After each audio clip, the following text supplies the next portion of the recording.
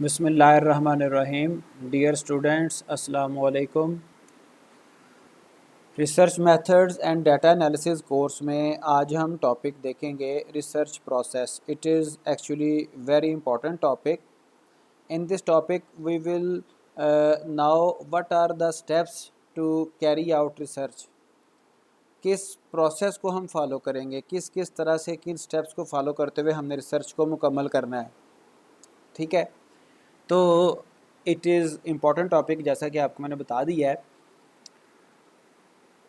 There are a variety of approaches to research in any field of investigation irrespective of whether it is applied research और basic research.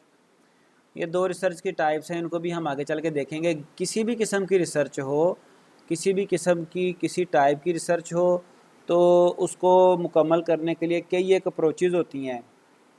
ठीक है, each particular research study will be unique in some ways because of the particular time, setting, environment and place in which it is being undertaken। तो उसके क्या क्या different parameters हैं, वो किस टाइम में किस एनवायरनमेंट में, ये सारे उसके वेरिएबल्स होते हैं। वो कंडक्ट की जा रही है तो उसकी बेस पे उसका जो अप्रोच है, जो उसका मेथड है, जो उसके स्टेप्स हैं, वो माइट भी चेंज हो जाएं। An understanding of the research process is necessary to effectively carry out research and sequencing of the stages inherent in the process। जो भी हमारे पास different situations आ जाएं, कुछ भी हो जाए, but there are some inherent stages, some inherent process steps which must have to be carried out। ठीक है, जिनको आपको फॉलो करना ही पड़ता है। और ये जो स्टेप्स हैं, ये जो स्टेजेस हैं, ये जो प्रोसेस है, इसी को हम सिस्टमेटिक प्रोसेस कहते हैं। सिस्टमेटिक, ठीक है जी, ये एक सिस्टमेटिक प्रोसेस है जिसमें ये बताया जाता है कि पहले कौन सा स्टेप, फिर कौन सा, फिर कौन सा, फिर क्या, फिर क्या। There are 8 steps in the research process. और ये जो 8 स्टेप्स हैं, डिफरेंट यू कैन से के ऑथर्स और लिटरेचर में ये स्टेप्स ज़्यादा भी हो सकते हैं, कोई एक आध कम भी हो सकता है, बट जो जो इम्पोर्टेंट हैं, जो बेसिक स्टेप्स हैं, वो यही हैं। तो ये कौन कौन से हैं? सबसे पहला step, identifying the problem. First of all you must have to know what the problem is, what you have to solve. ठीक है जी, तो फिर ही है ना। अब यहाँ पर मैं आपको ये कोट करना चाहूँगा, बड़ी अहम इम्पॉर्टेंट बात है। हज़रत अली रदियल्लाहु ताला अन्हो, जिनको प्यारे आका ताजदार ख़त्म नबूवत मुहम्मदुर रसूलुल्लाह सल्लल्लाहु अलैहि वसल्लम ने फरमाया कि मैं इल्म का शहर हूँ, अली उस शहर का दरवाज़ा है। हज़रत अली फरमाते हैं, सवाल को समझ लेना, to understand the question, to understand the problem, identifying the problem. फरमाते हैं कि प्रॉब्लम को समझ लेना, क्वेश्चन को, चूँकि क्वेश्चन इटसेल्फ एक प्रॉब्लम होता है ना। आप किसी से सवाल करते हैं तो वो एक प्रॉब्लम आप पूछ रहे हैं, जिसका सलूशन आप उससे एक्सपेक्ट कर रहे हैं। तो हज़रत अली फरमाते हैं कि क्वेश्चन को, सवाल को, प्रॉब्लम को समझ लेना आधा इल्म है। ठीक है जी, so the first step is very very important, identifying the problem. और जो मैंने आपको असाइनमेंट दी प्रीवियस लेक्चर में, उसका पर्पज़ ही यही है कि आप डोमेन को समझ लें, आप प्रॉब्लम को समझ लें।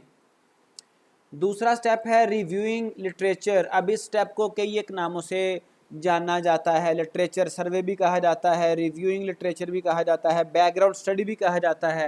ठीक है जी, और भी इसके 2-4 नाम हैं। Third step, setting research question, objectives and hypothesis. अब ये अगर मैं आपको रेफ़र कर दूं तो इस पर एक डिटेल्ड लेक्चर भी मौजूद है।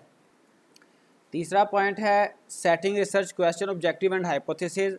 तो इस पर आपको ये कह रहा हूँ कि एक डिटेल लेक्चर भी मौजूद है, ये उसका एक सब पार्ट है, टॉपिक है ये, how to write an introduction. तो ये जो प्रीवियस एक सीरीज़ चली थी, थीसिस एवेल्यूएशन क्राइटेरिया, और उसमें डिफरेंट लेक्चर्स थे, तो उसमें ये एक टॉपिक, सब टॉपिक आता है रिसर्च अलाइनमेंट। ये बहुत इंपॉर्टेंट है, जिसमें मैपिंग की जा रही है problem statement, objective and research question में। तो इसमें काफ़ी इंटरेस्टिंग चीज़ें आपको सीखने को मिलेंगी। तो ये लेक्चर भी आप इस बारे में इसके हवाले से सुनेंगे, सुन लेंगे तो आपको आसानी हो जाएगी। तो तीसरा स्टेप इसका आ गया setting research question objectives and hypothesis. After that choosing the study design. Study design इसको हम थ्योरेटिकल फ्रेमवर्क भी कहते हैं, फ्रेमवर्क भी कहते हैं। तो ये भी हम देखेंगे डिटेल में कि ये क्या चीज़ है, किस तरह से हम डिज़ाइन इसका चूज़ करते हैं। Deciding on the sample design, फिर उसका थोड़ा सा एक उसको मॉडल किया जाता है। फिर फर्दर स्टेप है collecting data, processing and analysing data. Again this 7th step is most important. वैसे तो हर स्टेप ही इम्पॉर्टेंट है, डाटा कलेक्ट करना बड़ा इम्पॉर्टेंट है, उसको फिर प्रोसेस करना, एनालाइज करना डाटा को, ये भी बड़ा इम्पॉर्टेंट एक स्टेप है। जब हम एनालाइज कर लेते हैं, फिर यहाँ से एनालिसिस करने के बाद हमें कुछ रिजल्ट्स मिलते हैं, ठीक है, कुछ हमारी फाइंडिंग्स होती हैं। उन फाइंडिंग्स की बेस पर, रिजल्ट्स की बेस पर हम फिर रिपोर्ट लिखते हैं। That report is called thesis. ठीक है जी, जो हम थीसिस लिखते हैं एंड पे, जो हम रिपोर्ट लिखते हैं, उस रिपोर्ट को थीसिस कहा जाता है। ठीक है, thesis is not just to write a number of pages. It is not about just writing text, writing pages, collect information, collecting and writing nothing. It is a systematic process. Research एक systematic process है। Problem को identify करते हैं, literature को review करते हैं, research question, problem, objective ये देखते हैं, choosing the study design, deciding on sample design, collecting data, analysing data, सबसे एंड पे आता है राइटिंग द रिपोर्ट। ठीक है, तो इसको राइट करने से पहले हमारा अच्छा खासा एक एग्जॉस्टिव वर्क है which we have to done. सबसे पहला स्टेप जो मैंने आपको कहा उसको देखते हैं, लेकिन उससे पहले बल्कि ये डायग्राम देख लें। अच्छा, यहाँ पे आप देखें कि ये डायग्राम, इस पे 8 स्टेप्स आपको नज़र आ रहे हैं, और ये कहीं पे भी प्रोसेस हमारा स्टार्ट एंड नहीं हो रहा। स्टार्ट तो हमें समझ आ रही है कि फर्स्ट स्टेप है और लास्ट 8th स्टेप है, लेकिन एरो इसके दरमियान भी नज़र आ रहा होगा आपको।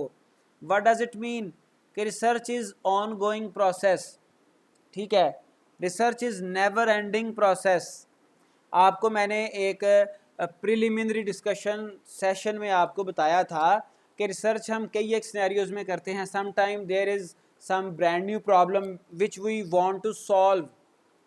Just as an example, COVID-19 of some months ago, तो वो एक ब्रांड न्यू प्रॉब्लम था। फिर उसके अलावा एक और सिनेरियो हो सकता है कि प्रॉब्लम का सोल्यूशन है but you want to present some alternate solution. Third is you want to extend the solution, you want to purify the solution. इस तरह से इसकी 4-5 जो है वो टाइप्स आ जाती हैं रिसर्च की, इस हवाले से भी कि आप उसमें किस तरह से कंट्रीब्यूट करना चाह रहे हैं। तो रिपोर्ट राइट करने के बाद भी उस टॉपिक पे रिसर्च ख़त्म नहीं होती, बल्कि आप अपने प्रॉब्लम को दोबारा डिफ़ाइन करके उसमें चीज़ें ऐड अप कर सकते हैं। आप ना करेंगे, कोई और रिसर्चर भी कर सकता है, तो ये ऑनगोइंग प्रोसेस है। A close examination of the above stages reveals that each of these stages by and large is dependent upon the others. तो ये हर स्टेज, जो थर्ड स्टेज है ये सेकंड पे, फर्स्ट पे डिपेंडेंट है। इसी तरह से जो 8th स्टेज है ये प्रीवियस 7 स्टेजेस के ऊपर डिपेंड कर रही है। If one student thinks that he can write this report, he can write thesis without doing work, without identifying problem, without doing these steps, without going through these steps, तो वो possible नहीं है। ठीक है जी, he or she is wasting his or her time। वो जो आपकी research होगी, अगर आपने लिख भी लिया, अगर आपने पलंदा एक बना भी लिया, तो that will be useless। तो 8th स्टेप ये प्रीवियस 7 स्टेप्स के ऊपर डिपेंड कर रहा है। अगर आपके 7 स्टेप अच्छे आपने किए होंगे, कंडक्ट अच्छा काम किया होगा, तो आपका थीसिस, आपकी रिपोर्ट अच्छी होगी। One can not analyse data step 7 unless he has collected data step 6 and so on. तो आप कोई भी लेटर स्टेप वो उस वक्त तक नहीं कर सकते जब तक आप उसके प्रीवियस स्टेप्स आपने परफॉर्म नहीं कर लिए। So that it is a systematic approach, इसीलिए इसको सिस्टमेटिक कहा जाता है। It is also true that several alternatives are available to the researcher during each of the stages stated above. A research process can be compared with a route map. तो इसके कुछ alternatives भी बहरहाल हैं, वो मैं आपको पहले भी बता चुका हूँ। स्टेप्स कम ज़्यादा भी हो सकते हैं, ऑल्टरनेटिव्स भी हो सकते हैं। तो ये बिल्कुल एक राउट मैप की तरह से है। आपको उस मैप के हर स्टॉप से, हर वेन्यू से, हर लोकेशन से गुजर के जाना पड़ता है। बिफोर एक्सप्लेनिंग द स्टेजेस, ये भी बता दिया आपको, मैं पहले बता चुका हूँ कि ये आपका आइट्रेटिव प्रोसेस है। आप 8th स्टेप पे जाके आपकी रिसर्च मुकम्मल समटाइम नहीं होती। रिसर्च तो कभी भी मुकम्मल नहीं होती। Research is an on going process, ठीक है। इवन जो रिसर्चेज, अब देखें जो हमारी एवोल्यूशन थ्योरी थी, जैसे डार्विन की एवोल्यूशन थ्योरी है, एक अरसे तक, बल्कि कई सालों तक, I think so approximately 100 of years तक वो थ्योरी डोमिनेट कर रही थी। सारे लोग उसको एक्सेप्ट कर रहे थे। लेकिन फिर रिसर्च आगे बढ़ी, because research is an on going process. तो ये साबित हो गया कि इंसान शुरू से ही इंसान था, ठीक है, वो मंकी से इवॉल्व नहीं हुआ। तो ये एक आइट्रेटिव प्रोसेस है, ये ऑन गोइंग प्रोसेस है। The key to success research project ultimately lies in iteration, the process of returning again and again to the identification of the research problem, methodology, data collection, so on. ये किस लिए है? Which lead to new ideas, revision and improvement. ये हमारी conclusions में नए नए ideas हमारे कंक्लूजन्स में ऐड होते हैं, रिवीजन्स होती हैं, और फिर हमारा जो फाइंडिंग्स हैं वो इम्प्रूव हो जाती हैं। इट इज़ रिसर्च, ठीक है जी। चलें आगे हम फर्स्ट स्टेप पे चलते हैं, identifying the problem. The first and foremost task in the entire process of scientific research is to identify a research problem. जैसा कि मैं आपको हज़रत अली रज़ियल्लाहु ताला अन्हो का कोटेशन मार्क कर चुका हूँ, बता चुका हूँ कि जी सवाल को समझ लेना, प्रॉब्लम को समझ लेना आधा इल्म है। Same applies here. A well-identified problem will lead the researcher to accomplish all important phases of the research process, starting from setting objectives to the selection of research methodology. But the core question is whether all problems require research. ये भी फिर एक बात है, क्या सारी problems की research ज़रूरी भी है? ठीक है जी। मिसाल के तौर पे मैं आपको यहाँ पे ऑन द रिकॉर्ड एक बात कहना चाहता हूँ, ठीक है जी। वो क्या कि हमारे मीडिया के ऊपर कई एक छोटे छोटे बड़े बड़े इश्यूज़ उठते रहते हैं।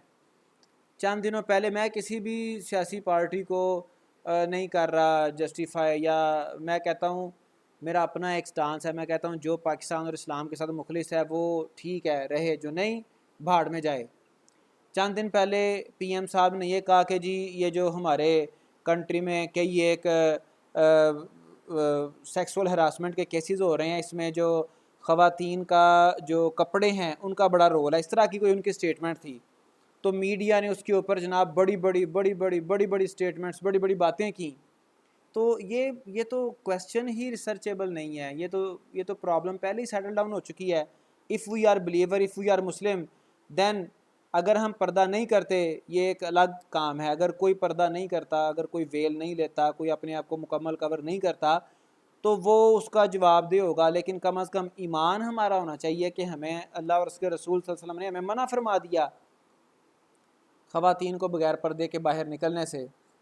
बल्कि यहाँ तक फरमाया कि एक जो बेपर्दा खातून है उसकी बेस पे चार अशख़ास जो हैं वो जहन्नुम में जाएंगे। उसका भाई, सबसे पहले उसका बाप, उसका भाई, उसका शोहर, उसका बेटा। तो ये देखना पड़ेगा कि विदर ऑल प्रॉब्लम्स रिक्वायर रिसर्च, क्या हर प्रॉब्लम की रिसर्च रिक्वायर्ड भी है कि नहीं। हम बिलीवर्स हैं, हम अपने आप को मोमिन कहते हैं, मोमिन का मतलब ईमान रखने वाला, बिलीव करने वाला, फेथ रखने वाला। Faith on what? कुरान पर, अल्लाह के अहकामात पर, रसूलुल्लाह सल्लल्लाहु अलैहि वसल्लम के इरशादात पर। और फिर हम वो कोर वैल्यूज़ को रिसर्च करें, उन कोर वैल्यूज़ को हम डाउटफुल बनाएं।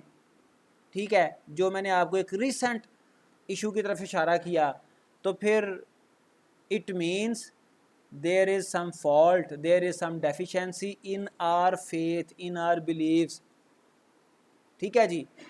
अगर हम चीज़ों में मिलावट करें, अगर हम धोखा दें, तो फरमा दिया ताजदार ख़त्म नबूवत मोहम्मद रसूलुल्लाह सल्लल्लाहु अलैहि वसल्लम ने, मन गशा फलैसा मिन्ना, जिसने धोखा दिया वो हमें से नहीं है, जिसने मिलावट की वो हमें से नहीं है। बेशुमार चीज़ें।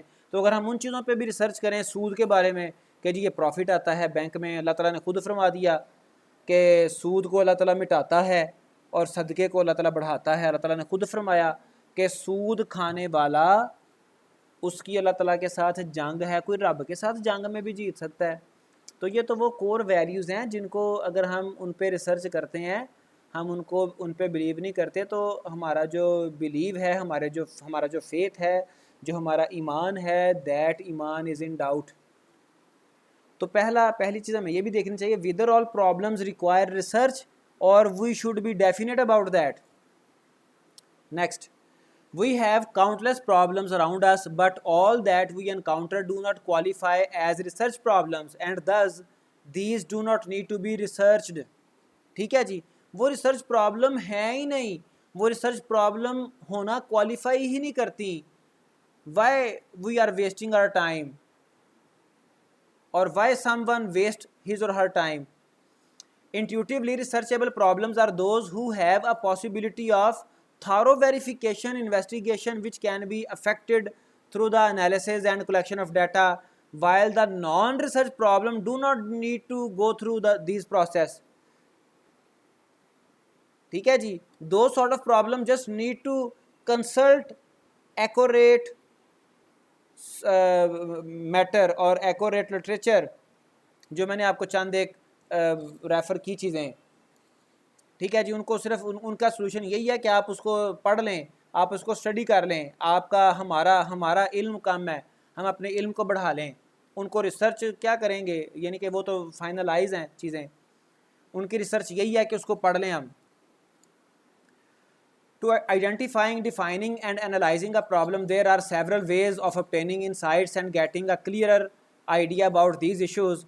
एक्सप्लोरेटरी रिसर्च लास्ट टाइम आपको याद होगा हमने ये पढ़ी थी, अगर आपने उसको रिवाइज किया हो, is one of the ways to accomplishing this. Exploratory research में हमने क्या पढ़ा था कि हम इसमें प्रॉब्लम को ही क्लैरिफाई करते हैं। The purpose of the exploratory research process is to progressively narrow the scope of the topic. हम अपने टॉपिक को अंडरस्टैंड करते हैं, उसके स्कोप को नैरो करते हैं। And to transform the undefined problems into defined ones. अगर हमारी प्रॉब्लम क्लियर नहीं है तो हम उसको क्लियर करते हैं। इनकॉर्पोरेटिंग स्पेसिफिक रिसर्च ऑब्जेक्टिव, और उसको एक स्पेसिफिक रिसर्च ऑब्जेक्टिव के ऊपर लेके आते हैं। तो इसी हवाले से मैंने आपको बताया कि ये जो लेक्चर है ये बहुत इंपॉर्टेंट है। इसमें हम क्या करते हैं, इसमें हम देखते हैं कि सबसे पहले ये आपको मैं ये ग्रिड दिखाता हूँ, मैपिंग फाइनल इसका मैं आपको ये देखें। प्रॉब्लम स्टेटमेंट, हर प्रॉब्लम स्टेटमेंट के अगेंस्ट कोई पर्पस स्टेटमेंट आती है, ऑब्जेक्टिव ऑफ द रिसर्च आता है। पर्पस स्टेटमेंट बोले तो ऑब्जेक्टिव, फिर उसके बारे में कोई क्वेश्चन बनता है। तो ये एक टॉपिक बड़ा इंपॉर्टेंट है रिसर्च में, that is called research alignment. तो उसमें हम अपने हमारे जो क्वेश्चंस हैं उनके ऑब्जेक्टिव्स, जो हमारी प्रॉब्लम्स हैं उनके ऑब्जेक्टिव्स और उनके क्वेश्चंस को हम आपस में अलाइन करते हैं। The exploratory study entails a few basic strategies in planning insight into the problem, in gaining insight into the problem. It accomplishes through such effort as pilot survey, case study, focus group interviews and experience survey। तो ये इसके कई एक tools हैं, कई एक ways हैं to conduct exploratory study, to become definite about the problem. उसके बाद सेकंड स्टेप है reviewing of literature, reviewing background study, literature survey, what the senior researchers what the previous researchers have done about the topic what we want to research। ठीक है, जो हमारा problem statement है, जो हमारी दर्द सर बना हुआ है, जिसके ऊपर हम रिसर्च करना चाह रहे हैं, उस टॉपिक के ऊपर अब तक पुराने रिसर्चर्स क्या क्या कुछ फाइंड आउट कर चुके हैं, क्या क्या कुछ कंक्लूड कर चुके हैं, किस तरीके से कंक्लूड कर चुके हैं। ठीक है जी, उस सारे को पढ़ना, उस सारे को गो थ्रू करना, that is called reviewing of literature, that is called background study, that is called literature survey. A review of relevant, relevant बता दिया जो आपका प्रॉब्लम है उससे रिलेटेड। ठीक है जी, मतलब कि अगर कोई मेडिकल साइंस में रिसर्च है कि फीवर, उसके सिम्टम सॉल्यूशन, तो आपने ह्यूमन फीवर की अगर बात कर रहे हैं तो आप ह्यूमन फीवर के ऊपर लिटरेचर देखेंगे, आप पेट्स के फीवर की बात नहीं करेंगे, आप एनिमल्स के फीवर की बात नहीं करेंगे, उस पर भी रिसर्च पड़ी होगी लेकिन that have some different variables. तो रेलिवेंट होना चाहिए। A review of relevant literature is an integral necessary part of the research process. It enables the researcher to formulate his problem in terms of the specific aspects of the general area of his interest that has not been so far researched. तो जो कुछ पहले हो चुका उससे advance जो अब तक नहीं एक्सप्लोर हुआ, जो अब तक रिसर्च नहीं हुआ, आपने वो एक एम्प्टी होल फाइंड आउट करके, वो एक आपने missing channel, missing part of the chain find out करके उसके ऊपर आपने काम करना है, उसको आपने सॉल्व करना है। ठीक है जी, जो एक कड़ी उस सारी रिसर्च में हिडन है या कि सॉल्व नहीं की गई, आपने उसको देखना है। Such a review not only provides him exposure to a large body of knowledge but also equips him मतलब researcher with enhanced knowledge to efficiently follow the research process, so that it is the important phase. Through a proper review of the literature, the researcher may develop the coherence between the results of his study and those of the others. वो उनके दरमियान coherence भी find out कर सकता है। A review of previous documents to similar or related phenomena is essential even for the beginning researchers. तो ये important है। अगर आप रिसर्च के शुरू पे भी हैं, स्टार्ट पे भी हैं, तब भी लिटरेचर सर्वे अगर आप बिल्कुल नोविस रिसर्चर हैं तब भी ये इम्पॉर्टेंट है। To ignore the existing literature may lead to wasted effort on the part of the researchers. तो ये एक इम्पॉर्टेंट स्टेप है, आपको मैं बार बार ये बता चुका हूँ। तो अगर आपने उसको इग्नोर कर दिया तो आपने क्या किया, जो बाबों ने पहले से काम किए हुए हैं आपने उसको वेस्ट कर दिया, आपने सीनियर्स के एक्सपीरियंस को यूज़ नहीं किया, आपने क्या किया, री इन्वेंशन ऑफ व्हील आपने की, उस पर आपको सालों लग जाए, महीनों लग जाएं, तो आपने वो टाइम वेस्ट किया। ठीक है जी। Why spend time merely repeating what others investigators have already done? क्यों हम उस पर टाइम वेस्ट करें? If the researcher is aware of earlier studies of his topic or related topics, he will be in a much better position to assess the significance of his work and to convince others that it is important. It is important topic on which I am researching, on which I am doing work. क्या होता है, उधर से synopsis के लिए team आती है तो उनको स्टूडेंट कन्विंस नहीं कर पाते। व्हाट इज़ द रीज़न, वो आपको मैंने बता दी कि काम नहीं किया, कॉपी पेस्टिंग की है, पकड़ लिया है, कहीं से ले लिया है, तो या फिर लिटरेचर सर्वे मुकम्मल नहीं किया। तो वो कहते हैं जी ये क्यों इम्पोर्टेंट है, क्या है ये, क्यों है ये। तो स्टूडेंट वहाँ पे दाएं बाएं आएँ शाएँ क्या कहते हैं उसे वो करता रहता है और वो रिस्पॉन्स नहीं कर पाता। A confident and expert researcher is more crucial in his questioning of the others' methodology, the choice of the data and the quality of inferences drawn from the study results. तो वो जो expert होता है या जो expert बनना चाह रहा है उसे क्या करना चाहिए, उसे उसे क्या पूछना चाहिए, दूसरों की जो उन्होंने रिसर्च मैथडोलॉजी यूज़ की उस पर क्वेश्चंस करें, वाई ही और she use this research methodology rather than others. उसने ये जो डाटा चूज़ किया ये उसने ये क्यों चूज़ किया, ठीक है जी। उसका जो इन्फ्रेंसेस हैं उसकी क्वालिटी के ऊपर वो बात करता है, ठीक है। तो फिर जाके कहीं उसका लिटरेचर सर्वे मुकम्मल होता है। तो अब चूँकि टाइम चंद मिनट हैं तो हम ये अभी टॉपिक हमारा चलेगा, तो बाकी इंशाल्लाह इसके पार्ट सेकंड थर्ड में हम इसको कंप्लीट करेंगे। इवन रिव्यूइंग ऑफ लिटरेचर अभी मुकम्मल नहीं हुआ, बट Excuse me, sir. अब आज का टॉपिक यहाँ पे बाइंड अप करते हैं। Now if you have any question you can ask जी बेटा।